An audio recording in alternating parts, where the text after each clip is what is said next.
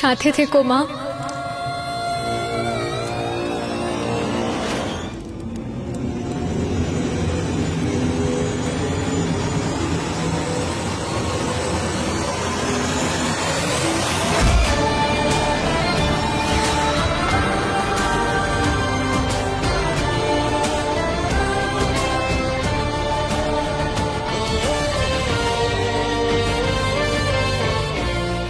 অর্জুন,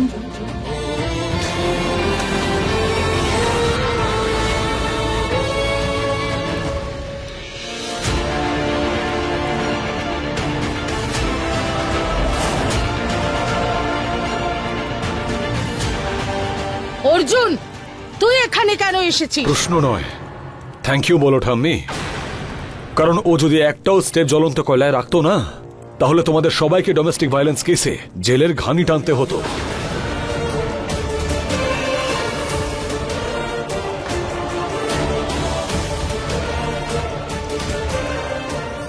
নিজেদের বৌমার সাথে যদি এইসবই করার ছিল, তাহলে কেন জেদ করছিলে যে আমি বিয়ে করিনি? তোমরা ক্লিয়ারলি বলতে পারতে যে তোমাদের পছন্দের মেয়েকে আমায় বিয়ে করতে হতো।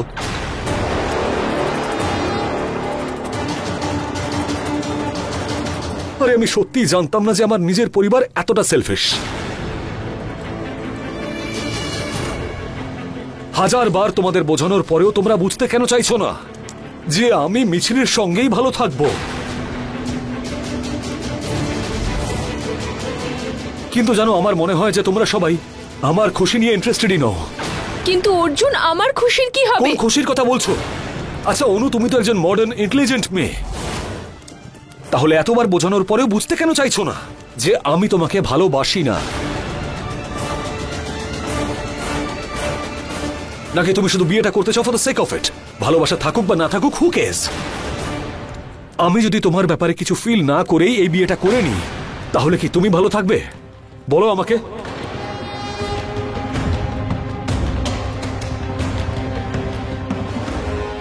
আর আমার পরিবারের কথা তো বাদই দাও তুমি, কিন্তু তোমার ভালো থাকার দায়িত্ব শুধু আর শুধুমাত্র তোমার উপরই নির্ভর করছে।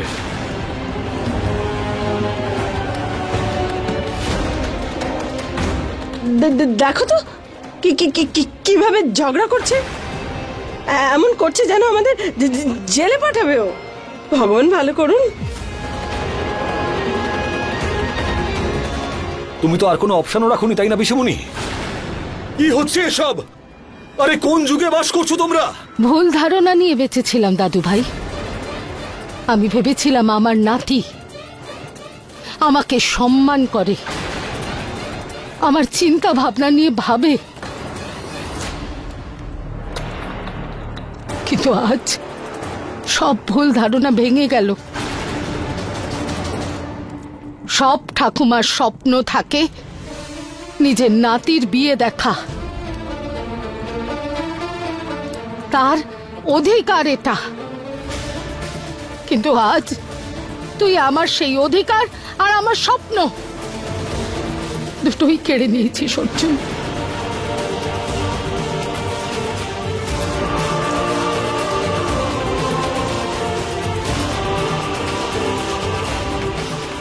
অন্নপূর্ণা অবস্থি যা চোখে দেখে সেটাই মানে, আর আমার চোখ তোর আর এই মেয়েটার বিয়ে দেখেইনি।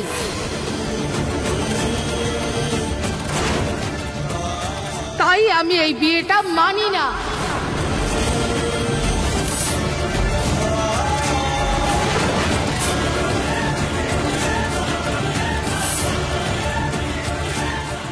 তোমার এটাই অভিযোগ তো? ঠিক আছে। অর্জুন, অর্জুন কি করছিস তুই? দাদা, অর্জুন কি করছিস? বাবা, আটকা ওকে কেউ। অর্জুন, অর্জুন কথা শোন। লাজ লজ্জা অনেকদিন আগেই ও ত্যাগ করেছিল, আর আজ সব সীমা ছাড়িয়ে গেছে। অর্জুন, অর্জুন আমার কথা শোন। অর্জুন,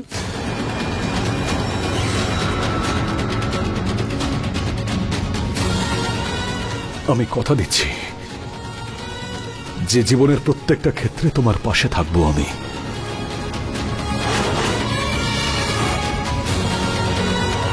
আজকে কথা দিলাম তোমাকে যে আসন্ন যে কোনো বিপদের সম্মুখীন আগে আমি হব।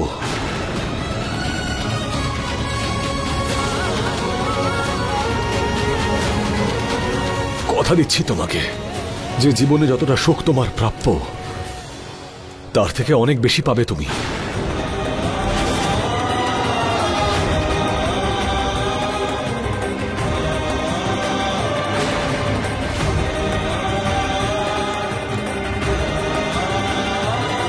আমি কথা দিচ্ছি যে তোমার এই দু চোখে কোনোদিনও জল আসতে দেব না।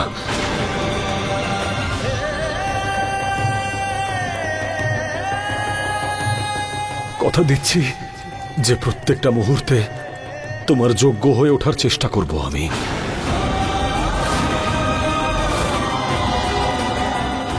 এও কথা দিচ্ছি যে আজ থেকে তোমার জীবনের সব দুঃখ আমি সব সময় আপন করে নেব।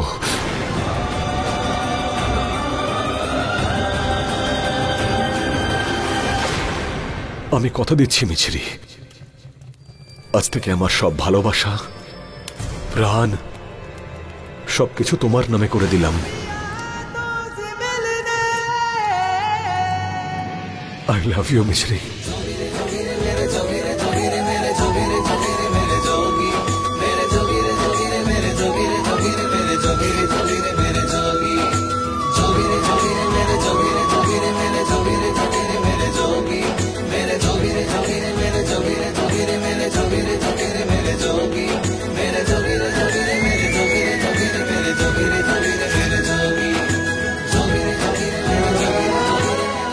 I love you.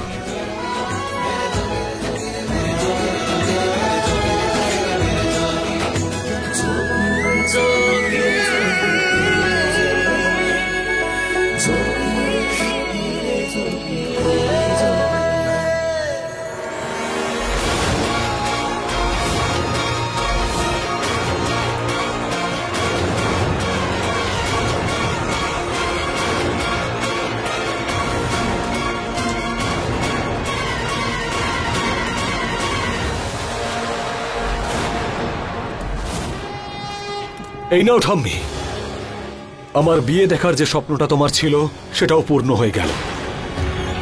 তুমি চেয়েছিলে না যে তুমি আমার বিয়ে দেখবে? দেখো,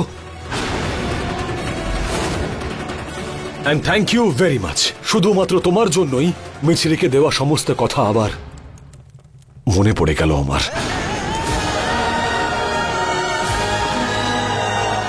স্বামী স্ত্রীর সম্পর্কটা আজ আরো গাঢ় হয়ে গেল।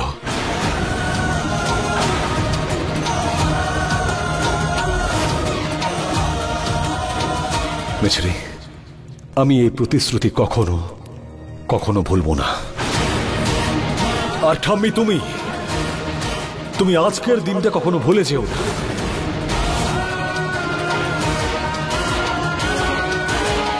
চলো।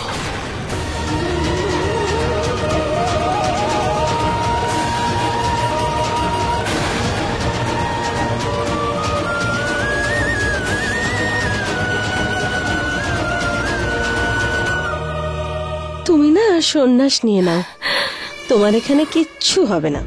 আমার তো মনে হচ্ছে কুকারের মধ্যে ডাল নেই, শুধুমাত্র জল ভরে সিটি লাগিয়ে দিয়েছে।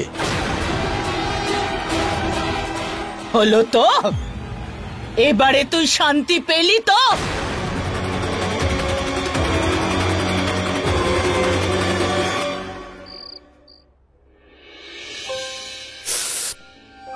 সরি সরি সরি, খুব বেশি ব্যথা পেয়েছেন না? না না, খুব ভালো লাগছে। সোজাসুজি উত্তর দিতে পেটে ব্যথা করে? হ্যাঁ, একটুখানি। তাহলে কে বলেছিল হিরোর মতো কয়লার উপর হাঁটতে? যদি আমি না হাঁটতাম তাহলে এখন তোমার পায়ে ক্রিমটা আমি লাগাতাম।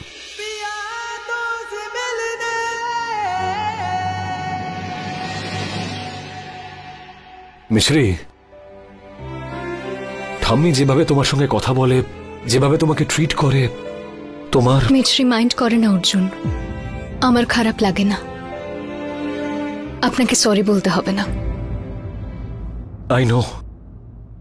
আমি এটা বলছিলাম যে যেভাবে ঠাম্মি তোমার সঙ্গে কথা বলে, যেভাবে তোমাকে ট্রিট করে, এত সহ্য কেন করো? তোমাকে তো বারণ করেছিলাম আমি, তাহলে নিচে গিয়ে নিয়ম পালন করার কি প্রয়োজন ছিল তোমার? আপনি শুধুই ওনার রাগ দেখতে পাচ্ছেন, কিন্তু আমি সেই কষ্টটা দেখতে পাচ্ছি যেটা অজান্তেই আমি ওনাকে দিয়েছি। আমি ওনাকে আর কষ্ট দিতে চাই না অর্জুন, তাই জন্য।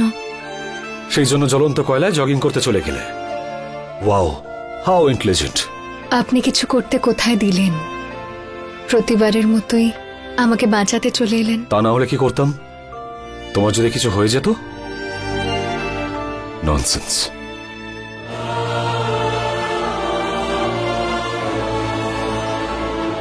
একটা কথা জিজ্ঞেস করবো আপনাকে, আজ যদি আমার কিছু হয়ে যেত তাহলে কি সত্যিই আপনি কষ্ট পেতেন? সবসময় তো এটাই বলেন, আমরা যেই নাটকটা করছি সেটা যেন সবার কাছে সত্যি মনে হয়। আজ আপনি যেটা করলেন তাতে তো এক মুহূর্তে আমারও মনে হয়েছে এই সবকিছু সত্যি। উপরে তো নিজেকে অহংকারী দেখান, কিন্তু মনে মনে কি সত্যি আমায় নিয়ে চিন্তা করেন? অর্জুন,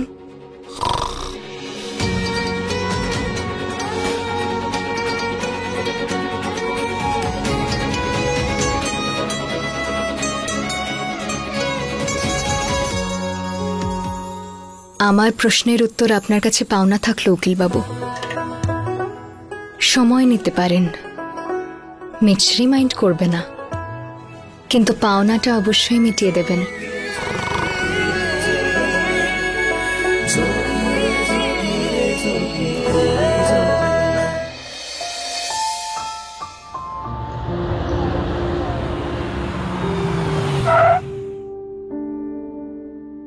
শোনো, তোমার বাবাকে বলো চিন্তা না করতে, তাড়াতাড়ি ওনাকে জেল থেকে রিলিজ করাবো আমি। আপনি আসবেন না? না, রবির কেস রিলেটেড কিছু পেপারস আমাকে ফাইল করতে হবে। আমি চাই ছেলেটা জেলের ঘানি টানুক।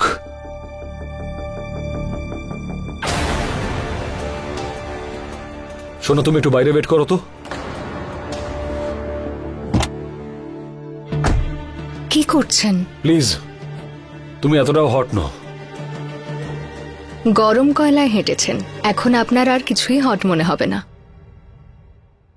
শোনো, তোমার বাবা যখন এই সিঁদুর আর মঙ্গলসূত্র দেখবেন তখন তুমি কি উত্তর দেবে ওনাকে? সিঁদুর? আমি তো ভুলেই গেছিলাম, এখন আমি কি করব? রিল্যাক্স, এটা তো রং মাত্র, মুছে দিচ্ছি আমি, দাও। না,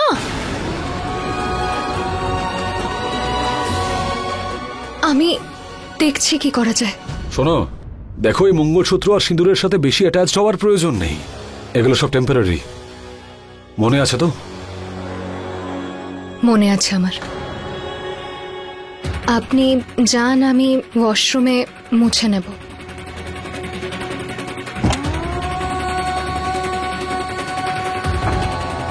শোনো, লেটস গো।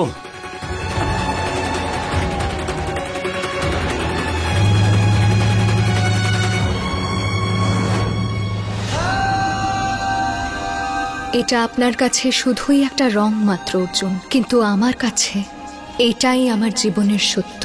আর সত্য কিছুক্ষণ লোকানো গেলেও কিছুতেই মুছে ফেলা যায় না।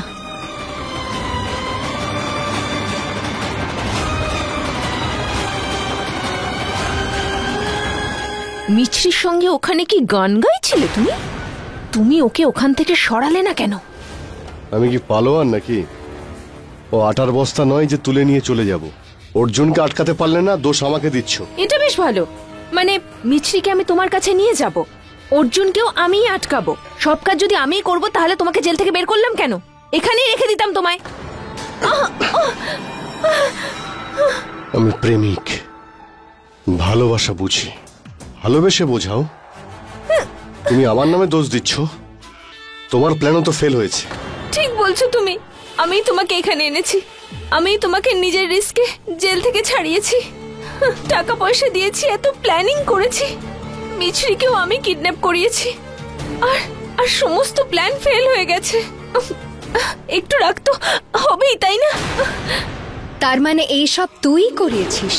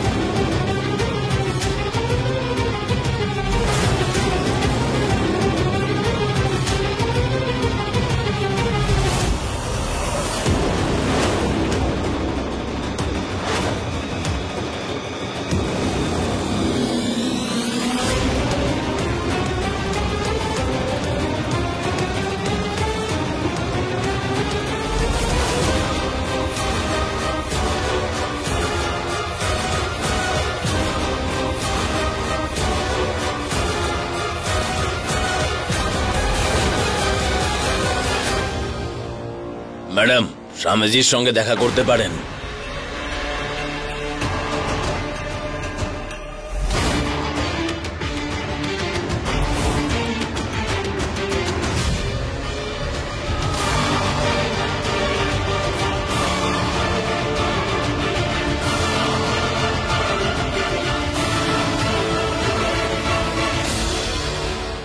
মাসি? না না না না, প্রিয়ার মাসি। তোমার ভাইজি সকাল সকাল কোথায় চলে গেল? আরে নিজের তৈরি ঝামেলা সামলাতে জেলে গেছে ওই রবির সঙ্গে দেখা করতে, যাতে ও সবার সামনে মুখ খুলতে না পারে। হ্যাঁ, দেখুন দাদা, 1 ঘন্টার মধ্যে ছবিটা লাগবে মানে লাগবে, আর এত কথা শুনতে পাচ্ছি না। ঠিক আছে, ওকে, থ্যাংক ইউ। ও বৌমা, কোন ফটোর জন্য এত উতলা হচ্ছ? মাসি, আমি না অর্জুন আর মিছরির একটা ছবি ফ্রেম করতে দিয়েছি। ভাবছিলাম আমাদের ফ্যামিলি ফটোগুলোর পাশে ওদের ছবিটাও লাগিয়ে দেব। আরে বাহ, এটা তো খুব ভালো ভেবেছো। তবে একটা কথা বুঝতে পারছি না যে তুমি এত ভয় পাচ্ছ কেন? হ্যাঁ, ওই মানে আমি না মায়ের কথা ভাবছিলাম, মা যদি আবার বারণ করে তখন। হ্যাঁ বাবা, দেখো, ওই জেদি পূর্ণিমা রাজি হবে না এটা ঠিক, কিন্তু রাজি না হয়েও কিছু করতে পারবে না এটাও ঠিক কথা। কি জানো তো, অর্জুন নিজের ভালোবাসার প্রমাণ দিয়েছে, আর এমন ভালোবাসার কাছে তো সমাজ মাথা নত করবে। আর তোমার শাশুড়ি জেদ করেই বা কি করবে? হ্যাঁ, আর বাকি সব আমি সামলে নেব। আরে তুমি ফটো টাঙাও, আমি বলছি তো টাঙাও। এবার ছবি আসার আগে তুমি দেখো ঝগড়া ঝড় আসবে, ঝড়, আর সেই ঝড়কে বৌদি আর মিছরি দুজনকে সামলাতে হবে। এটা কি হচ্ছে? ঝড় আসছে। ভগবান ভালো করুন। আরে খাও না তুমি।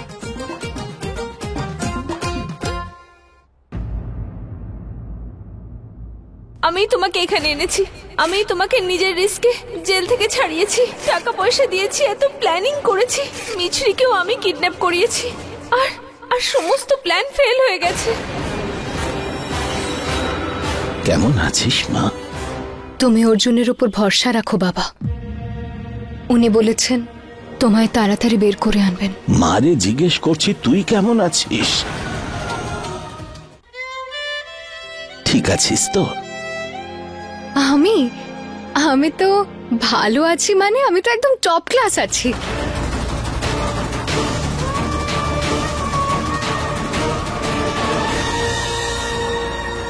আমি ভীষণ একা হয়ে গেছি বাবা। তোর সাথে আমি আছি, আমার আশীর্বাদ আছে, তাহলে একা হবি কি করে? আর গ্রামোফোনও তো আছে, কেমন আছে সে?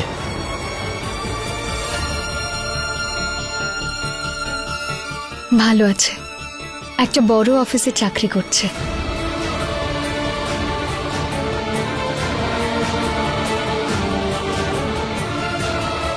আর প্রিয়া কেমন আছে? তোকে জ্বালাতন করছে না তো এখন?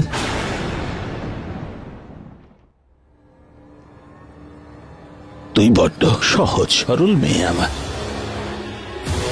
আর ওকে তোর এই সরলতার সুযোগ কখনো উঠাতে দিবি না মা।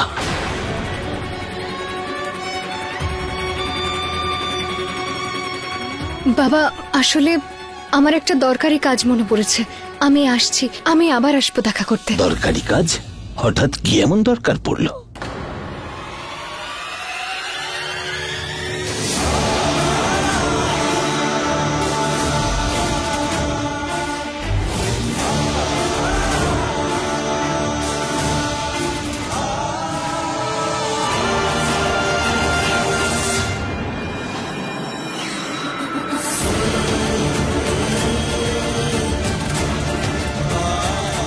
মিছরি,